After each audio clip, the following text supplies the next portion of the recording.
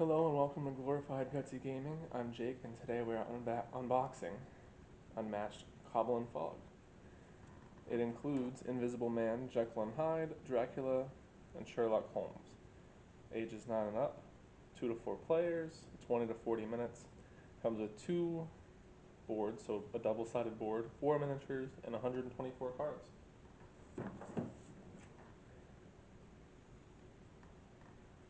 Dracula, dare not to meet his gaze, lest you do his bidding. Whilst your mind is in fog, he and his ravening sisters will give you your baptism of blood. The sisters are his sidekick.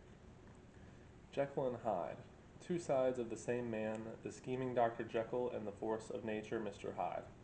Who will be the author of your end? Transformation token between the two.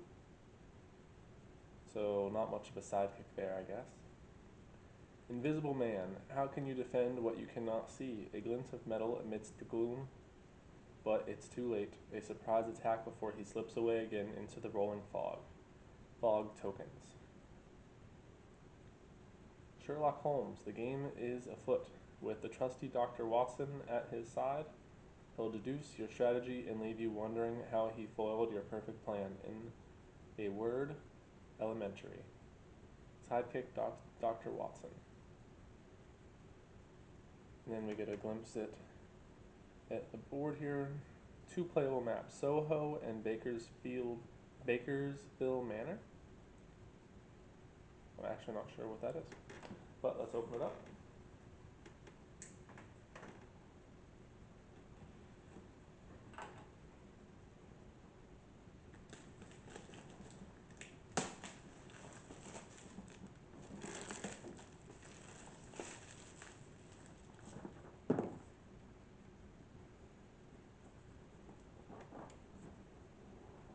I really like the art on the cover of this one. I think it's very nice. We've got our rulebook, which I guess I'll look through quickly. I usually don't look too much at these because the system's all the same.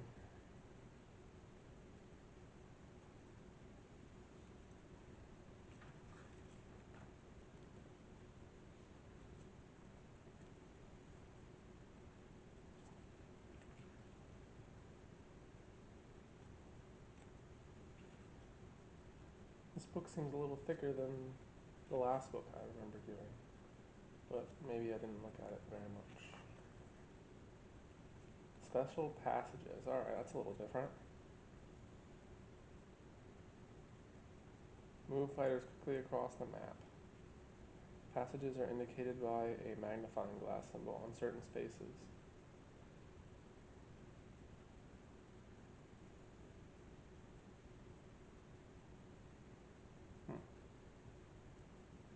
Spaces with secret passages are not considered adjacent for any other purpose, including melee attacks and other effects.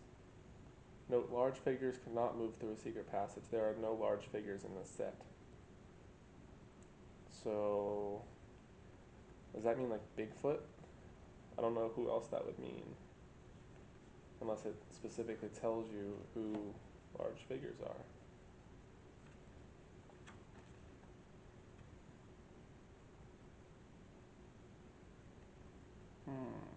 I don't see it. How would you know who is a large figure? There's no list.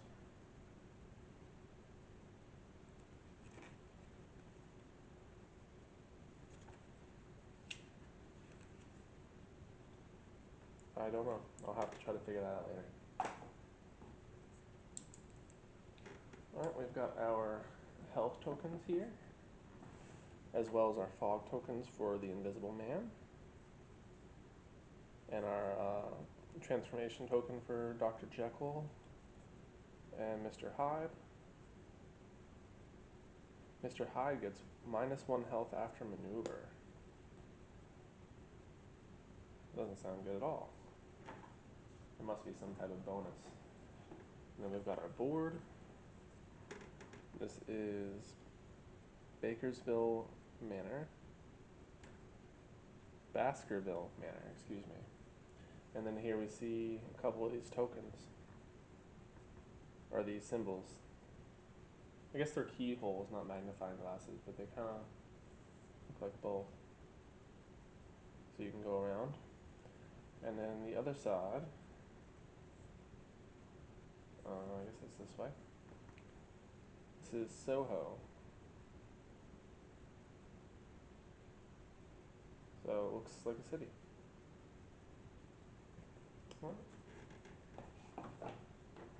Then we've got our minis.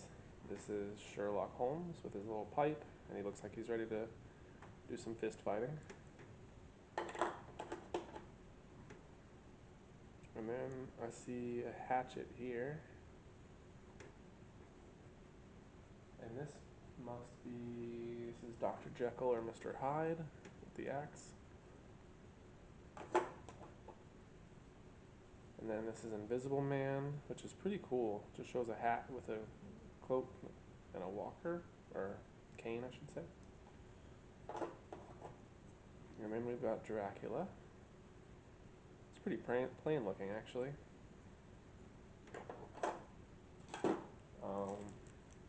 We've got some pieces for our health tokens.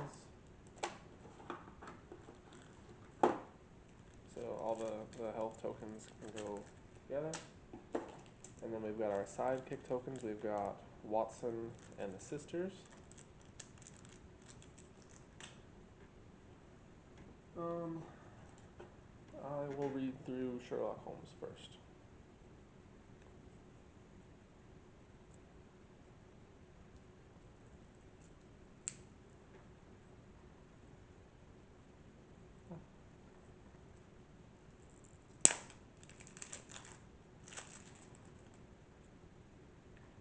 Sherlock Holmes is a melee character with a health of 16. Dr. Watson is ranged with a health of 8.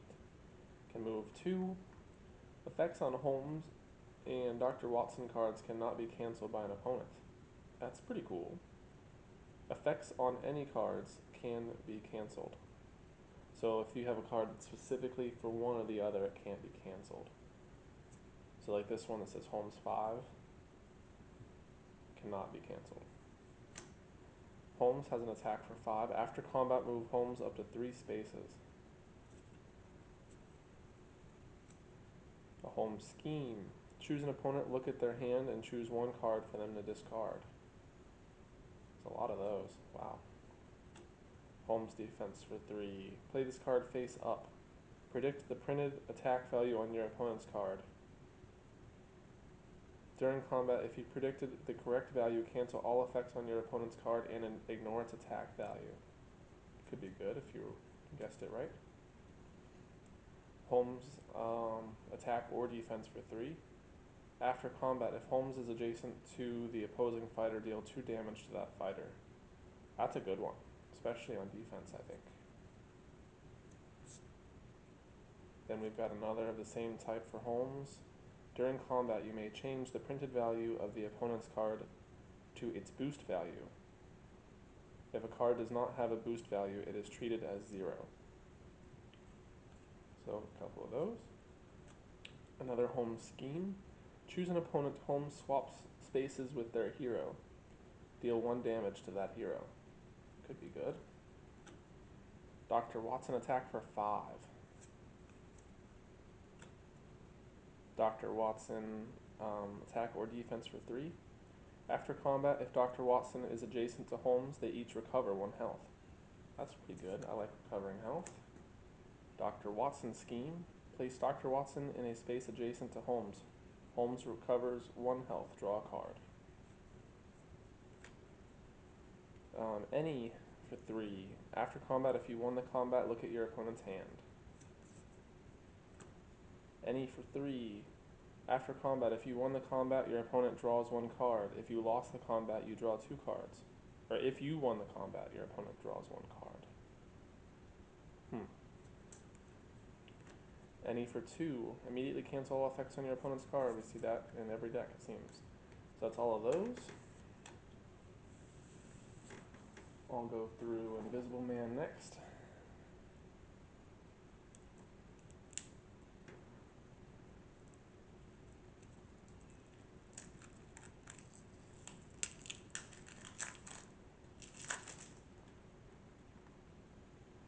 Invisible Man is a melee character, can move 2. At the start of the game, after you place Invisible Man, place 3 fog tokens in separate spaces in his zone. When Invisible Man is on a space with a fog token, add +1 to the value of his defense cards. Invisible Man may move between 2 spaces with fog tokens as if it were adjacent. So movement is quite high. It's going to attack for 5. Immediately cancel all effects on your opponent's card. After combat, if Invisible Man is on a space with a fog token, move that fog token to another space. Got some more of those. Attack for 3. After combat, move 1 fog token to a space without a fighter, then place the Invisible Man on that space. Attack for 3. During combat, if Invisible Man started this turn on a space with a fog token, this card's value is 5 instead. We've seen a similar card to that before. Invisible Man, defense for 2. After combat, draw 1 card and choose 1 effect. Move Invisible Man to a space with a fog token. Move 1 fog token up to 3 spaces.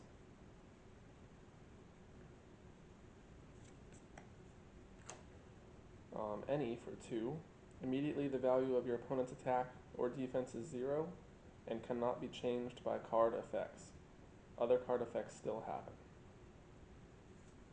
So it could be an easy 2 hits or just a good defense. The scheme card, move 1 fog token to another space, gain 1 action. Another scheme, if Invisible Man is on a space with a fog token, deal 2 damage to any 1 opposing fighter. Wow. Another scheme, recover 1 health, remove Invisible Man from the board. At the start of your next turn, place Invisible Man in any space. If you play this as your first action, end your turn. Interesting. Another scheme, deal 1 damage to 1 adjacent fighter. If Invisible Man is on a space with a fog token, deal 3 damage instead. Your opponent then moves a fog token up to 2 spaces. Defense for 3. After combat, draw 3 cards, then choose 2 cards from your hand and put them on top of your deck in any order. Defense for 4. After combat, move Invisible Man up to 1 space. Your opponent then moves a fog token up to 3 spaces. Any for 3. After combat, your opponent may choose to discard 1 card. If they do not, you may move each fog token to any other space. Any for 3. After combat, if Invisible Man is on a space with a fog token, all opposing fighters on spaces with fog tokens take 1 damage. Any for 2.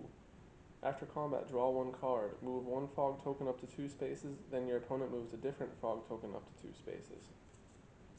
And that is all of his cards.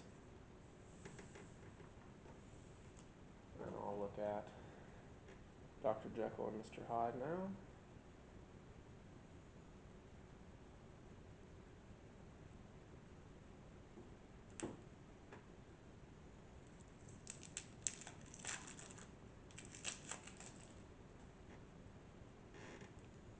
Let's see. They are a melee character that can move 2. Start the game as Dr. Jekyll. At the start of your turn, you may transform into Dr. Jekyll or Mr. Hyde. While Mr. Hyde, after you maneuver, take 1 damage. Dr. Jekyll, defense for 4. After combat, move Dr. Jekyll up to 4 spaces.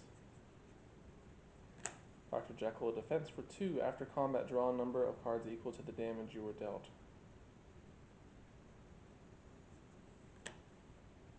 Scheme for Dr. Jekyll, recover 2 health, draw up to 3 cards, keep 1, and put any others on the bottom of your deck in any order.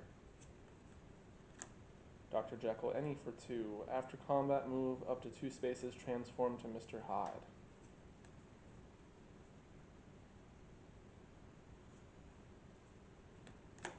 Any for 3. Dr. Jekyll, after combat, if you won the combat, recover 2 health. Mr. Hyde, scheme, reveal the top card of your deck, Deal damage equal to its boost value to one adjacent fighter. Put the card in your hand. Mr. Hyde, attack for 5. During combat, you may discard Dr. Jekyll's cards. Add 2 to this card's value for each card discarded. Ooh, that could be pretty devastating. Mr. Hyde, NE for 4. After combat, transform to Dr. Jekyll.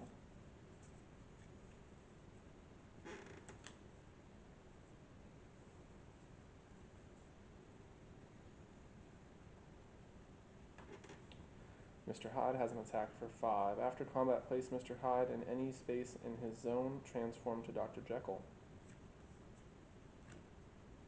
Mr. Hyde's scheme. Place Mr. Hyde in any space in his zone. Mr. Hyde deals 2 damage to all adjacent figures. NE for 3. During combat, if you are Dr. Jekyll and playing this card to defend, this card's value is 6 instead. If you are Mr. Hyde and playing this card to attack, this card's value is 6 instead. So that could be pretty good. Give you an option on either way to use it. NE for 4. After combat, if you won the combat, choose one of the fighters in the combat and move them up to 2 spaces. Immediately cancel all effects on your opponent's card for 2 NE. So it's that one. And then we've got Dracula.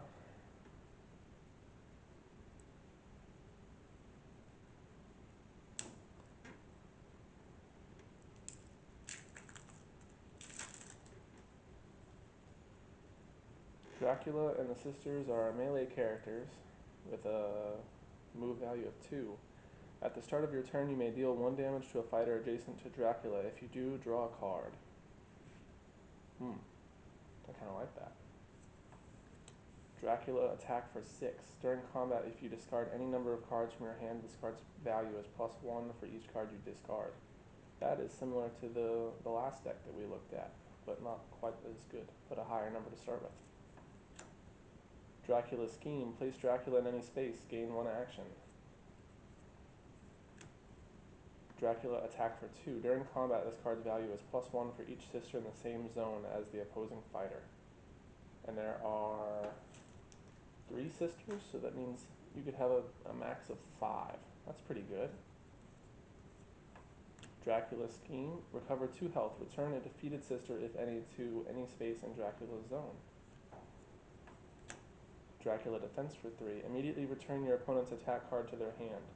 Look at their hand and choose an attack or versatile card for them to play. It may be the same card. That's pretty good. I think that might be one of the best defense cards there is. Dracula, defense for 1.